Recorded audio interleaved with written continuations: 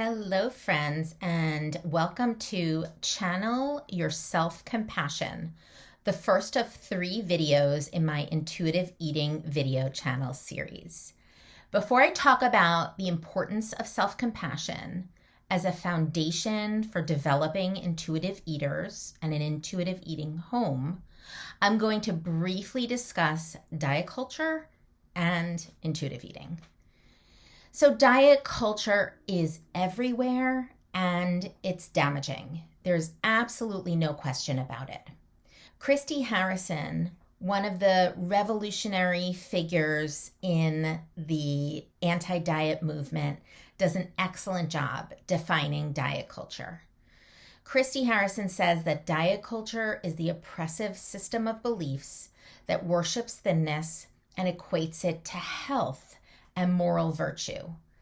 It's a cultural system that is everywhere and that promotes weight loss as a means of attaining higher social status, and it demonizes certain ways of eating while elevating others. Our kids encounter diet culture on social media, at school, with friends and family, at celebrations, on sports fields, at the doctor's office, in literally every aspect of society. And just like we do, kids internalize that thinness means social power and that deviating from thinness means social inferiority. Kids tell themselves through this acculturation process that in order to be healthy, they have to eat a certain way. They notice adults in their world eating a particular way or exercising a particular way. They notice food and exercise rules. These kinds of damaging messages erode self-esteem, increase the risk of disordered eating and eating disorders, and impact a child's overall well-being. Now, the good news here is that you can reject diet culture and create a safe home for your kids by instead incorporating intuitive eating, which is the anti-diet approach to eating. Intuitive eating focuses on tapping into your internal cues so that you honor your hunger, feel your fullness, and find satisfaction in food. I have created an intuitive eating home after dieting for about 30 years, and so can you. But an important foundation must be developed before diving into raising intuitive eaters and into the intuitive eating process. It's developing a foundation of self-compassion. I'm going to talk about self-compassion and use the work of Dr. Kristin Neff, who has pioneered the concept of self-compassion as a way towards self-improvement and joy. Kristin Neff's work incorporates 3 basic ideas: self-kindness, common humanity, and mindfulness. Self-kindness teaches us that we can be kind to ourselves just the way we are kind to other people and like how we are kind to our children.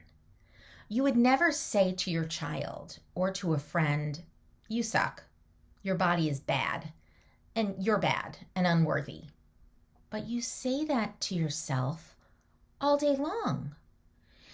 I have clients in my coaching work who say these kinds of things to themselves, denigrating themselves hundreds of times a day because they feel their bodies are not the way they should be, and they feel like they don't deserve self-kindness. They feel instead that they deserve self-criticism because the world around them, the world of diet culture, is actively criticizing them. In my experience, women who have a great amount of body negativity and criticism and distrust, thanks to years of dieting, have a hard time being less critical of themselves and of their mistakes. They don't see mistakes as opportunities for growth. Instead, they take these messages to mean that they are inferior in their core. Self-kindness involves being gentle and supportive with oneself rather than harshly critical. It involves creating a safe space deep within you, deep within your core, your inner sense. It's almost like finding your way to your best vacation spot in your mind and turning your self-judgment into self-kindness. Talking to yourself with kindness, the way you would talk to a friend or your child. After Kristin Neff's self-kindness principle, she talks about the principle of understanding our common humanity. This recognizes that suffering and imperfection are part of the shared experience. It's simply impossible to avoid suffering. Suffering is part of being human. Yes, some of us suffer more than others, but this self-compassion principle of understanding our common humanity asks us to see ourselves as one of many imperfect beings, that we will always suffer, and that this notion can actually help us to unite us as a people. Mindfulness is the last principle that Kristin Neff talks about, that involves being aware of painful thoughts and emotions without over-identifying in them, without overindulging them. We avoid being taken over by painful thoughts. We are instead aware of these thoughts and notice them. We don't judge them. We are curious about them. We see them there. We notice them, but we don't become them. Kristin Neff's research has shown that cultivating self-compassion can lead to greater emotional resilience, well-being, and overall life satisfaction, making it a really important practice for mental health and personal growth.